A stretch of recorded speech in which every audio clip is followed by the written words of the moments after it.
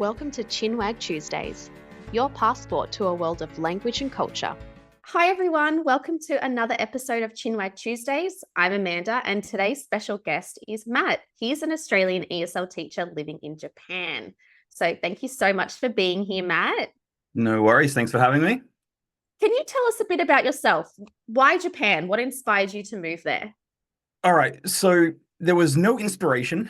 Sorry. Mhm. My girlfriend at the time, who's my wife now, she's Japanese. We met in Australia and she was going back to Japan. So on a whim, I naively, out of curiosity, said, I will go too. So that wasn't the best of reasons to go.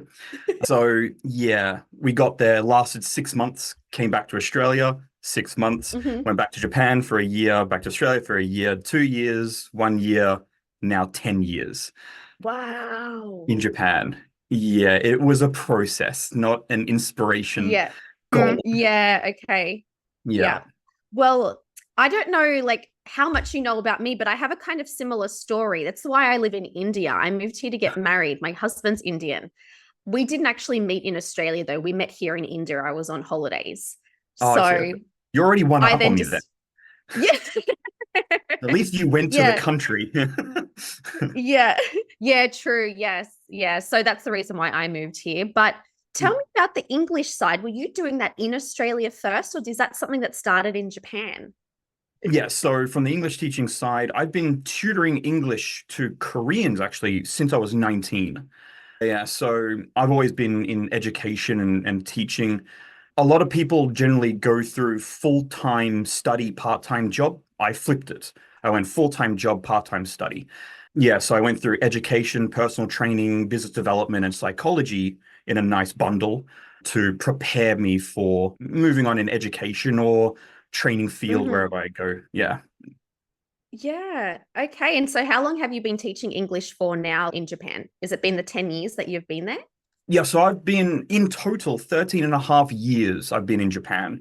That was the on-off side of things, but yeah, 10 years now. So for 13 and a half years solid, I've been focusing on English teaching in every facet of school life in Japan, private, public, online, offline, you name it. Yeah, I studied it. Yeah. So what about now? Are you doing a mixture of all of those different types, or are you focusing mostly on online or in a school? Yeah. So at the moment, since COVID, I've been working remote. Yeah. So I design very special curriculum for children from 6 to 13, 14 years old online. When I used to teach in schools, it was 3 to 12-year-olds. But now some schools contact me to go to their school, analyze how they can increase student numbers, how they can train their teachers, things like this. So I'm back and forward a little bit. Yeah. Yeah. Wow. That's so interesting. Hope so. Well, interesting for me. Yes. Yeah. So, okay. So the way that you said that you went to Japan very naively, what was the biggest kind of misconception you had about Japan before moving? Were there any kind of misconceptions you had or assumptions? I'm not going to lie. I had zero thought about it. None. Fair enough. I think the one biggest thing was, oh God, I'm going to starve when I go there. And yeah, for a personal trainer, I eat horribly. Don't tell the clients, but I make up for it in the gym sort of thing. But so I can't eat raw food. I don't like seafood. Rice doesn't really fill me up. Yeah. I don't have a good track record with noodles from Australia. The whole instant noodles, I'm not sold. Yeah. So in my head on the plane, one, I was terrified because I'm not going to be able to speak to anyone and I can't eat the food. So all that's in my head is, I'm going to die. Like, this is it. 1 month in, I'm going to be, anorexic and all that back in a little container. Luckily, 7-Eleven exists. And yeah, I survived on 7-Eleven meat lunch boxes. They call bentos. Yeah. So eating those and trying to keep my weight up. Yeah. And so, what about now? It's been a while that you were there. Have you gotten obviously used to the food now? You've got a bit of a food routine? No, sadly, no. I still don't like raw food. Fair. Sashimi, sushi, I can't eat that. Hmm. Whenever I go with my wife to like sushi restaurants or anything like this, I'll usually eat like the children's portions, which are like hamago sushi, which is just egg on rice, or they might have some jelly going around on the conveyor belt. I'm like, oh, I can eat that. Or maybe some chips, some hot chips. But aside from that, I'm like, oh, please, babe, eat all you want. I'll pay for everything. I'll watch. Yeah. Aside from that, I'm still big into meat, still big into my normal everyday diet. Yeah. Yeah. Okay. Wow. And do you speak Japanese? Have you learned? I speak enough to order my food. Me here too. Yeah, to get around certain places. If I need to ask a shop staff if they've got something in stock or where to find something, I can usually ask questions and that sort of thing. Apart from that, Google Translate is my best friend. Yes. Which is sad, unfortunately. But every time I try to study, I fall asleep. It's not a good look, especially from a teacher. I'm trying to inspire people to learn English, but I will fall asleep if you teach me. Yeah. And so I'm not happy with that. So I'm looking for a fun way to learn. Yeah. I guess you're like me in the sense that I'm assuming your wife speaks English. And so you're not forced to have to learn a language because your day-to-day is in English. So Precisely. It's like me here in India. My husband speaks English. Hindi is his native language. I'm learning Hindi, but we communicate every day in English. So I have never really been in a situation where I've been forced to learn the language because I can get by on English, right? Yeah. But I just had a situation before this interview where someone came to my door. They have let's call them public area cleaners. They clean the outside of the apartments and things. Sure. And she was asking if I had a spare pair of shoes because hers broke. And I thought she asked for thongs, like the word in Hindi for thongs, like chappal. Okay. Anyway, so I had a spare pair of thongs lying around, but they'd been chewed by my dog. So I gave them to her. I was like, oh, these are all I have. And this is in Hindi. And she looked at me and gave me this awkward look. And then afterwards I was like, sorry, just close the door. Then I realized because it's winter here, it's cold. People don't wear thongs on their feet. Like they're not Australians wearing socks with thongs. Socks with thongs, right? Yeah. And so then afterwards I was thinking, I was like, oh my God, I think she was asking for shoes. I don't have any spare shoes anyway. But I was like, that's a complete miscommunication. And it's just, these things are never ending. What the hell is this? Foreigners. Yeah. Literally, yes. And then I was like, just shut the door. And I was like, oh. Yeah, this awkward, I don't know you anymore. Yeah, I've had those moments. But unfortunately, I'm never at home when that happens. I'm always out in a location where I can't escape. I'm just screwed from the get-go. So it's, all right, trial by fire. And the fire usually just burns me anyway. Yeah, I've had numerous occasions of that sort of situation. Yeah. Not happy with it. Did you find it quite isolating and lonely, like being in a foreign country and not being able to communicate effectively like you would be able to in your home country? Absolutely. Yes. Yeah. See, the good thing is when working in big, not public schools, but private school education institutions, there's a lot of foreigners, a lot. So some jobs I could mingle, I could build some friends, talk to people, but they're so culturally suppressed, I guess. Being in Japan, they've been there a lot longer than I have, so they know the whole culture thing where I'm this, hey, how you going? Hey, yeah, I'm fresh here. Yeah, talk to me. Yeah. They're like, keep away from me. So I usually bond with the new people that come to Japan because I have a similarity with them, familiarity. But when I'm alone as an ALT in public schools or whatever, it's just me surrounded by professional teachers who don't talk don't look at each other. The Mm. principals and vice principal are facing everyone, always scanning and watching. And Wow. it is the most Yeah. intimidating environment to be in. Just, it's not enjoyable. Let's put it that way. Yeah. Yeah. Which part Yeah. of Japan do you live in? Ibaraki. So Okay. that's, geography is not my strong suit. South of Tokyo? Okay. Maybe. I'm sorry for any Japanese listening. But yeah. So it's a very rural area, pretty much. Okay. Yeah. It takes me, if I wanted to go to Tokyo or the cities by train, it's almost an hour and a half plus by train. Wow, that's quite long, isn't it? When Yeah, it's we pretty think of far. my understanding is like everything's very like quick on the high speed train or whatever it is. Yeah, with the Shinkansen, you mean? Maybe. I don't know. I've Oh, only ever just heard of the high speed rail. okay, okay. Yeah, they've got Shinkansens, but usually Okay. you got to pay for those. The normal train line is brilliant, but Ah, yeah, from where I am, this probably takes me about 2 or 3 trains to get to the city. wow. Okay. That's putting it in Yeah. perspective. Yeah, and it's about a 30-minute walk from my house to the nearest train station. Oh my gosh. Yeah, we chose this far. Don't worry, we chose to be this far away. Yeah, yeah. That's nice though. I've heard that is it like a countryside? Would you class that as the countryside where you live? Well, there's a big mountain right next to me, so yeah, I'd class it as a countryside area. Okay. Yeah, Yeah. big rice fields everywhere. Yeah, Yeah, nice. Okay. I have heard that the countryside of Japan's really beautiful, so I can imagine oh, it escaping is. the hustle and bustle of the city would be nice. Yeah, it is really good. Lots of rice fields. Nothing Mm, is above 3 stories, so you can see the sky yeah. properly.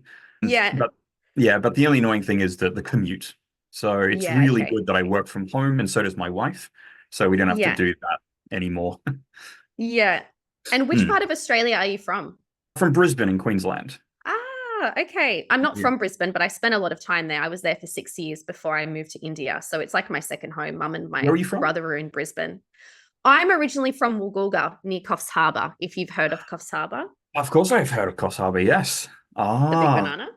the big banana. Yeah, yeah. Yeah, Many yeah. big fruits in Australia, but yeah, the big banana. Yes, that's one of Yeah, them. Yeah. So I'm yeah. actually from there, but I was born in Sydney, moved to Woolgoolga when I was 7 or 8, grew up Mm, there, TAFE there. Then mm. I moved to Ayers Rock Resort, Uluru, Oh, for a year, nice. worked Oh, there. Yeah. Spent 2 years in Darwin after that. So experienced the NT lifestyle. you Great. really moved around. Wow. Yeah. And then after that, I went to Brisbane. So then I was in Brisbane for 6 years. Wow. I've never been, actually, I've been out of Brisbane once prior to Japan, and that was to Sydney for a Yeah. fighting competition. That was it. Then I Oh, went straight back to Brisbane and never left until I came to Japan. yeah. So it Wow. would have been good to move around Australia, actually. Missed Yeah. opportunity. It's not an easy question for me when people say, "So where are you from in Australia?" And I'm like, "Where do I start?" Because I Can feel I like just say all of the Australia? places, yeah, everywhere. Because You're I right, feel right. like all of the places I've lived, they've had a significant impact on like my life. And so it's not like I Mm, can say, "Oh, I'm from this one place," because I've experienced lots of different areas of the country. right, right. Oh, that's good. Yeah. Yeah. Oh, So, work culture. What are the kind of differences in work culture between Japan and Australia? You've already mentioned a little bit before about the schools, the government schools, but what else did you notice? well, yeah, the government schools, the private schools, privately owned, so Juku, which are government owned. But the working culture, I'm going to use only my knowledge from when I worked in Australia because I don't know what it is now because I haven't Okay. worked in Australia for many years now. But when I did work in Australia, all my jobs super laid back, best mates with the bosses, the managers, Yes, true. didn't care. Yeah. As long as you got your work done, Yeah. whatever. Yeah. But the biggest thing that I've noticed, especially in Japan, is once you join a company, that's it. That's life. You go Yeah. out Okay. with those coworkers. They are now your kind of surrogate family of sorts. If your boss says we're going out drinking, you better go out drinking. It's yeah, a big drinking culture as well. I don't like to Mhm. drink, so I'd never been out. And when I did, it was only for a short time because I go to bed around 9:30, 10 o'clock because Hmm. I'm a really early riser. So they're out till midnight, 1 a.m. Mhm. And I'm like, yeah, one, I hate wearing a suit. And two, I'm not staying out that late. Sorry, I'm out. Yeah. And I think that's another sort of big reason why I never build any kind of Japanese relationships because I Yeah. can't do that. Yeah. So I can never be in their world just because I can't shift over to that world. Yeah.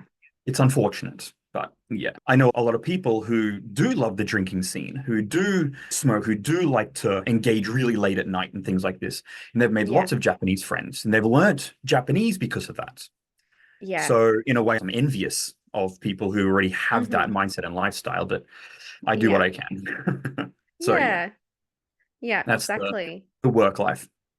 Stressful, but very 180 compared to Australia. Yeah. I well, I've been in India now. It's coming up to 5 years. So I don't know about today's work culture either, but definitely when I was there, I had the same experiences. I worked in hospitality.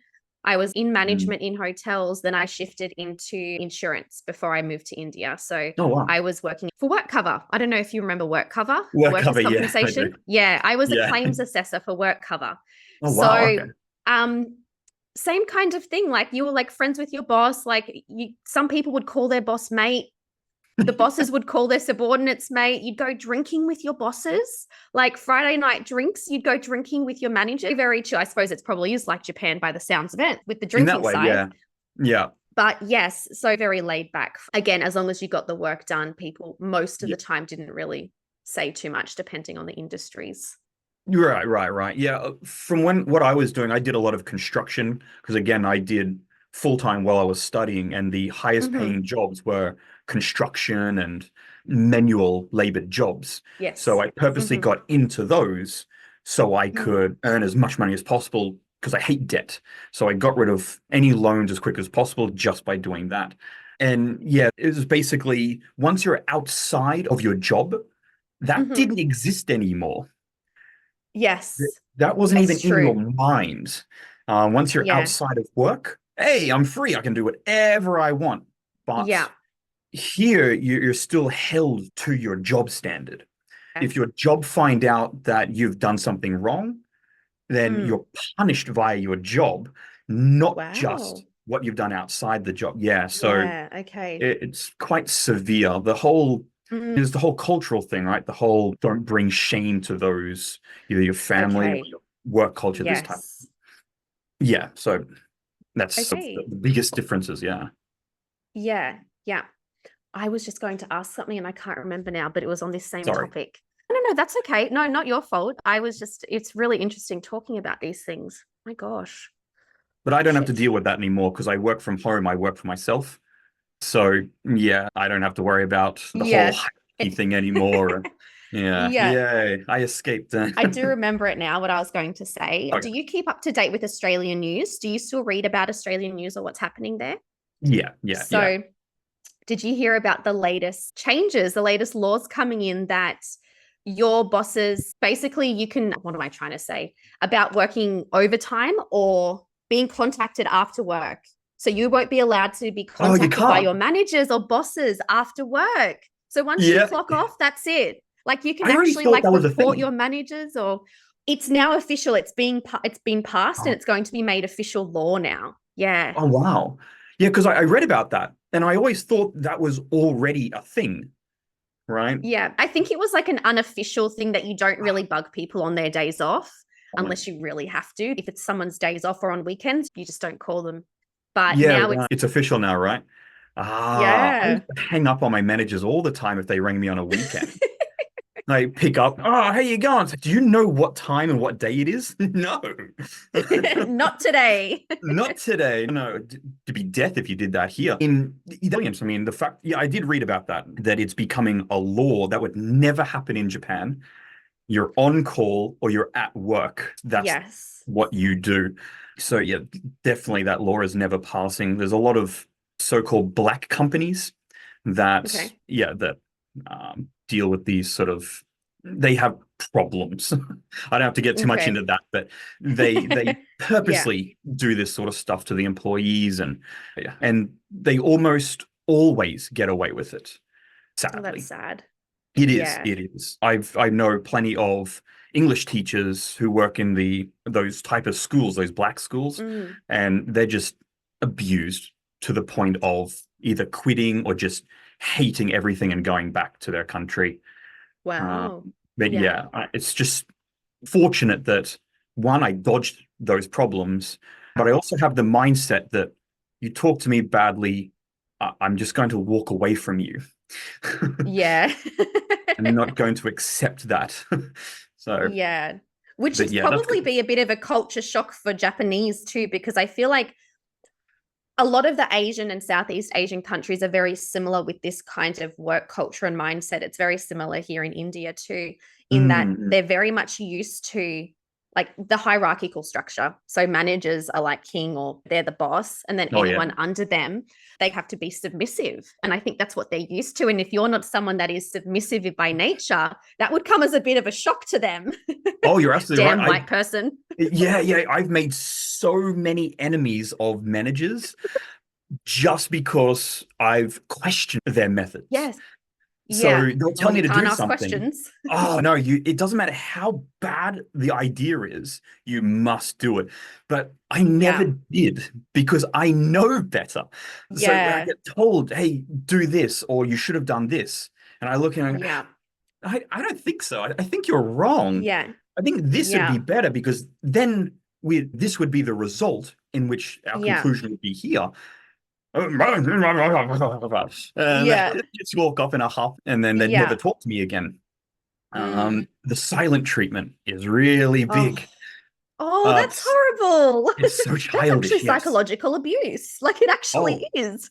yeah, it absolutely is. Yeah, the silent treatment, and then the give you work, don't tell you what it's for, and then ignore any kind of help if you need it. Yeah.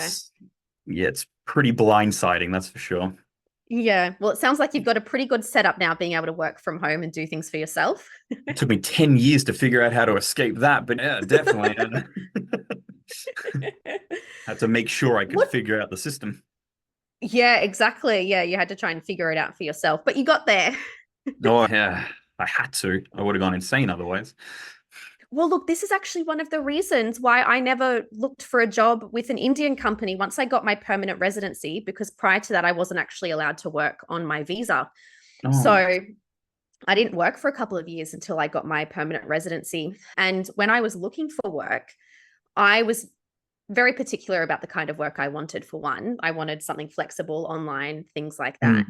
But I was very wary about getting a job with an Indian company just because of this right. reason. I knew the work culture. It's just very stressful. Most people work 6 days a week. Like I have friends who are doctors, they work 6 days a week. Their one day off is Sundays. Normal Okay. work hours would be like 9 till 6 or like 10 till 7, like more than 8 hours a day. I did get offered a job at an English institute, but the commute alone would be like an hour, like 1.5 hours one way. And I don't drive. My husband would have to take me. All right. 6 days a week, working, I think 10 till 7 and 6 days a week. And the pay was really less too. And I was like, thanks, but no thanks. Yeah, I definitely get that, right? Yeah, the pay, they really stiff the English teachers for sure. So Yeah. it's a revolving door system for most of the time, Yes. which Yeah, is true. a dreadful outcome. But at the same time, they see it as there's a lot of non-natives. So they figure that the non-natives shouldn't earn as much as the natives. Yes.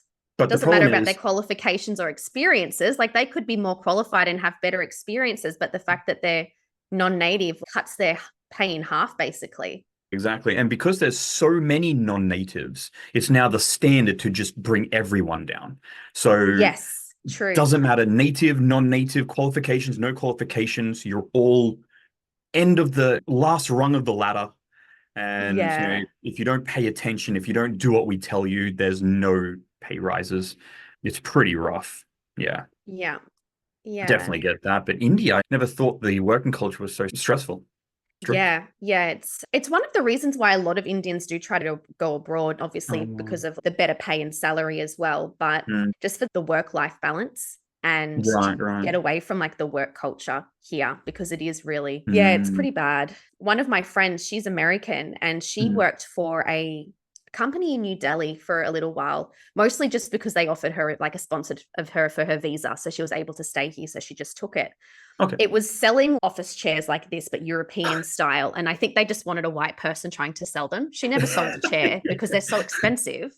Dance, monkey, Um, dance. Make it look good. yeah, Yeah. pretty much. Yeah. But she was very specific when they offered her the job. My contract says I'm finishing at 6. I'm walking out of here at 6 and I'm not working Saturdays. And it created some like negativity around the office because 6 Oh, yeah. o'clock, she'd be like, all right, guys, see you later. And the other people would look at her and be like, why is she leaving? Because the manager would come at 5 and they would have to stay until the manager left. That's Japan. That's exactly Japan. Yeah. Yeah. You don't leave Yeah. before the bosses. Yeah. Yeah. And so, yeah, I think in the end, COVID happened. And so there were lockdown restrictions. No one was Mm. working in offices anyway. So she ended up like not working for them anymore. Right, But yeah, right. so she then tried to lead this revolution. No, you shouldn't be working after 6. You shouldn't be working Saturdays and trying to but you can't change the culture one person overnight. Well, one person, a foreigner, and there's no the person not even a part of the culture. So you're not going to be making any kind of change in No, the definitely not. slightest. No. Yeah. I mean, If anything, you're I just creating enemies. oh, for Look at this sure, for white sure. person colonizer coming in here. Yeah, that's the worst thing.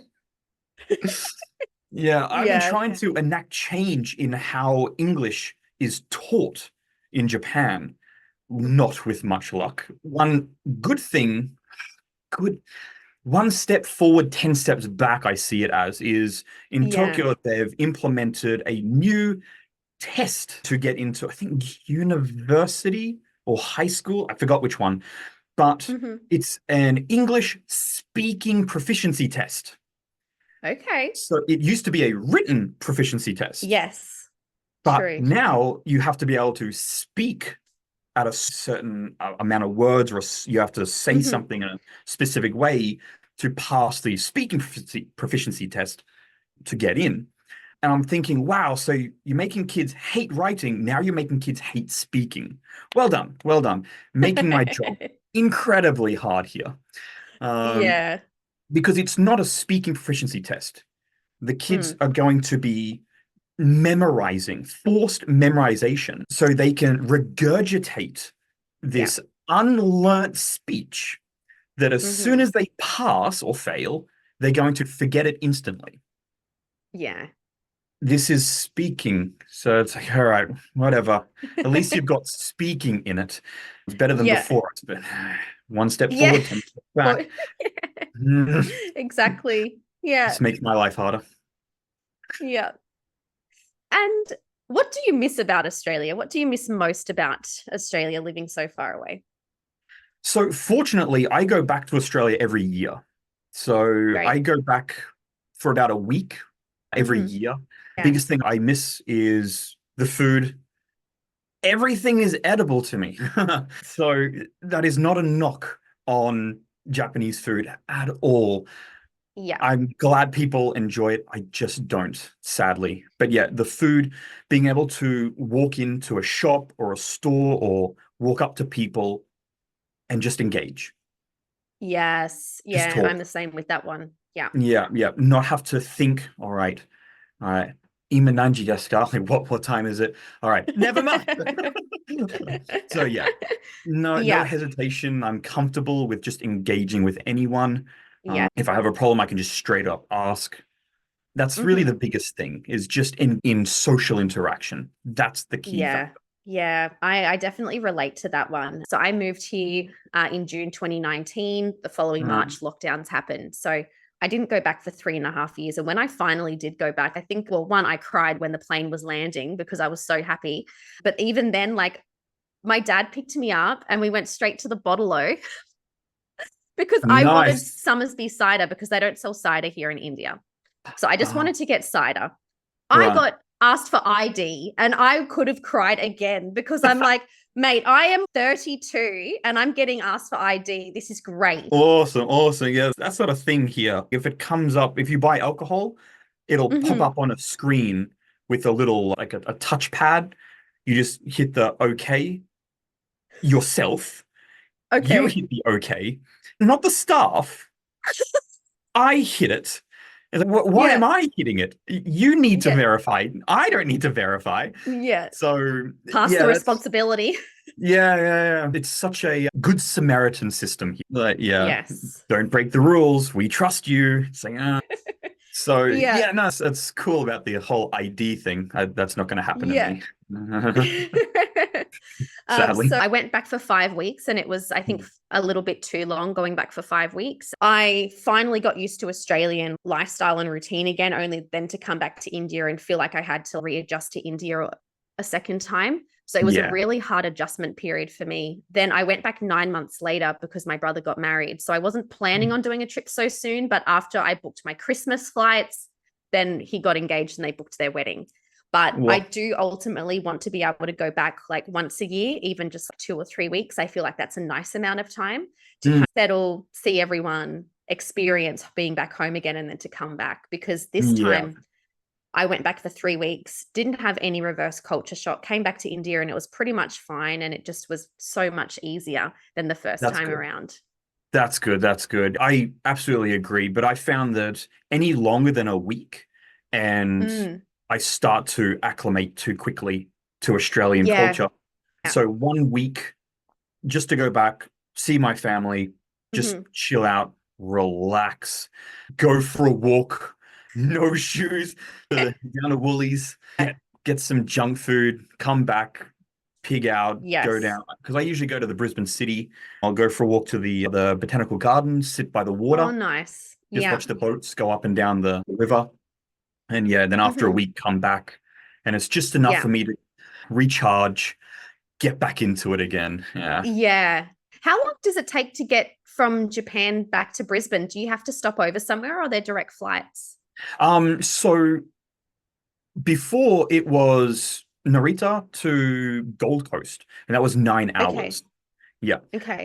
And then I'd rent a car from the Coolangatta airport, and then I'd drive into the city. Mhm. But I think last October, the Jetstar flight has been changed to a direct flight from Narita to Brisbane Airport. Oh, great. So now I can skip the whole Gold Coast portion of it and get to my Yeah. destination. Yeah. So yeah, 9 hours, 9 hours.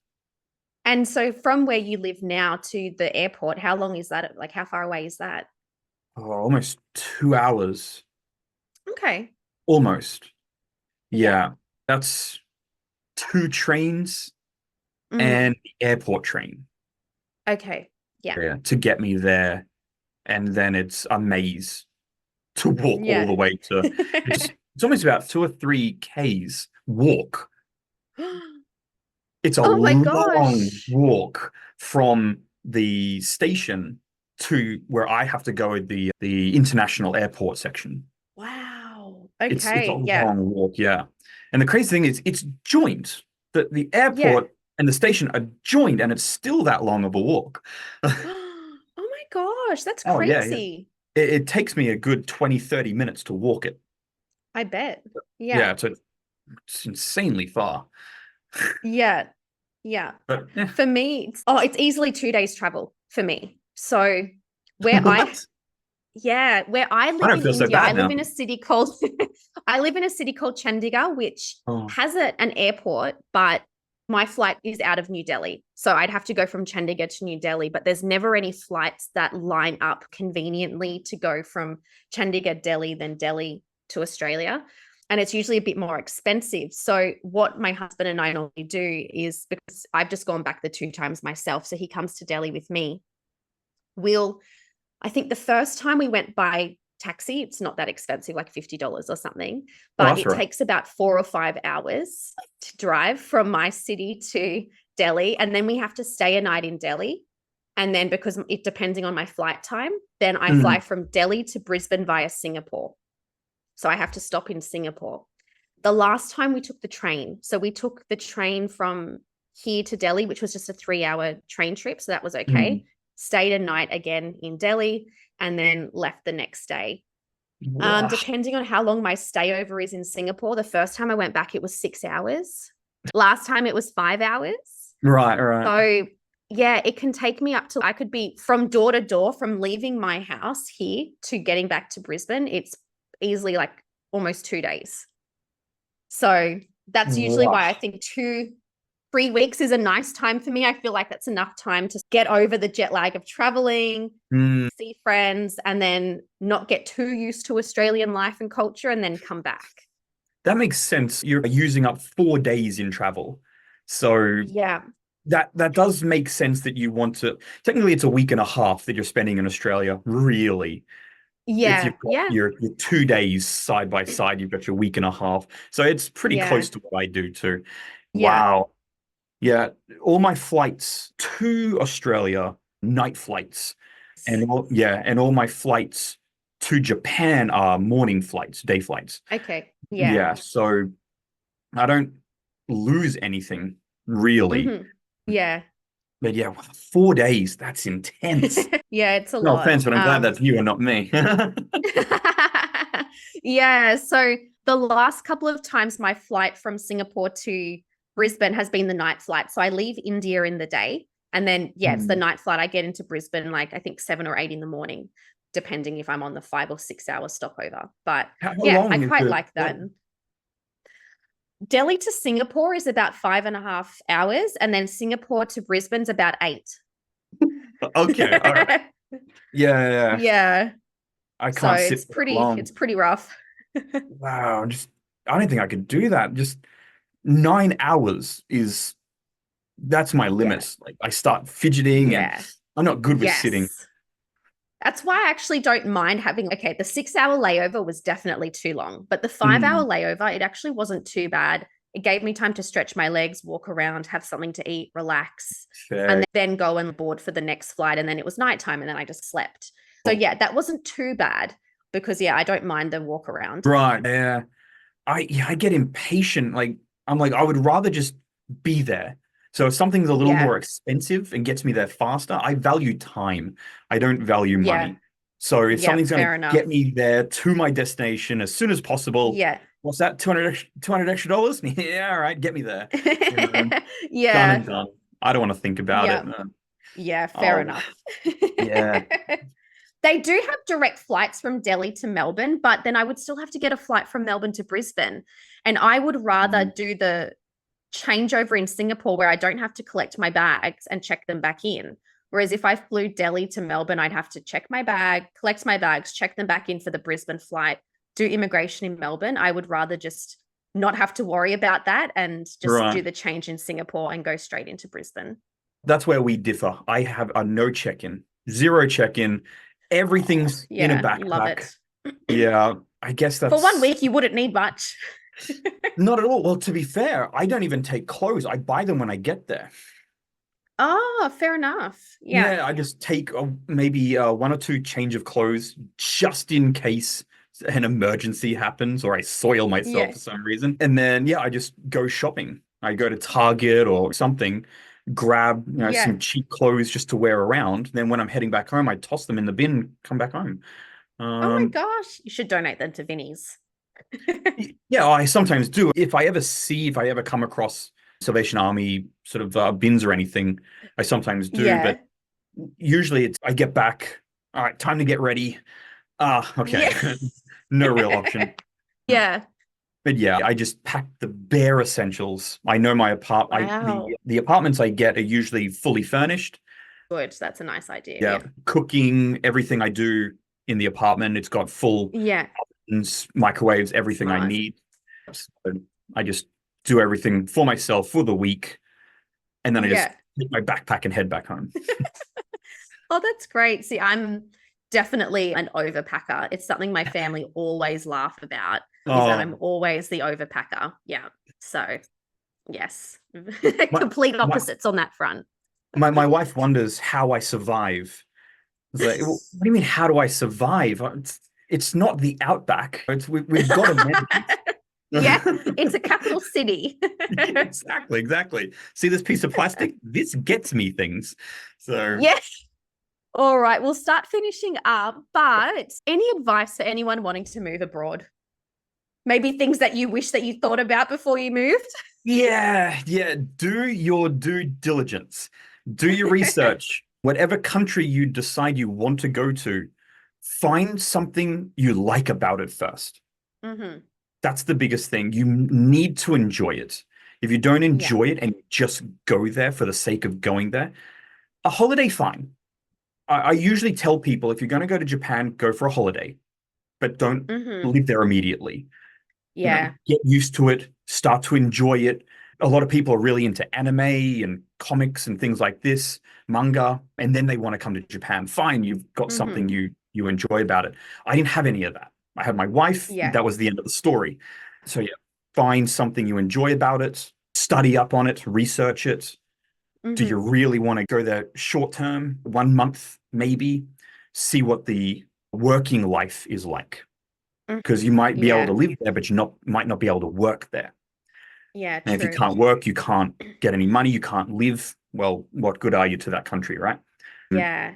So yeah, this is really important to think about Mm-hmm. those sort of four things.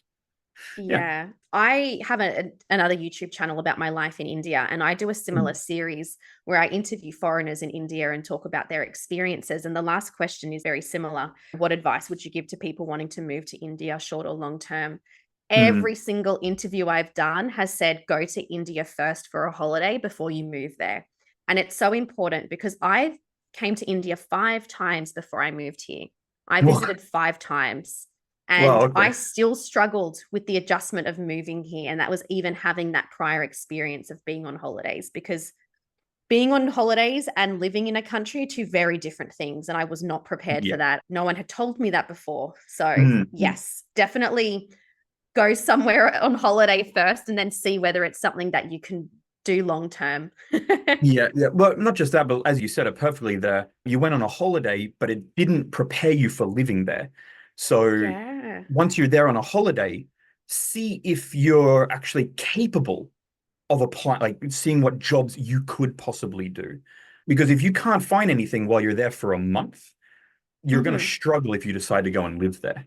So yeah, Yeah. these Yeah. important Great work advice. is important. Yeah.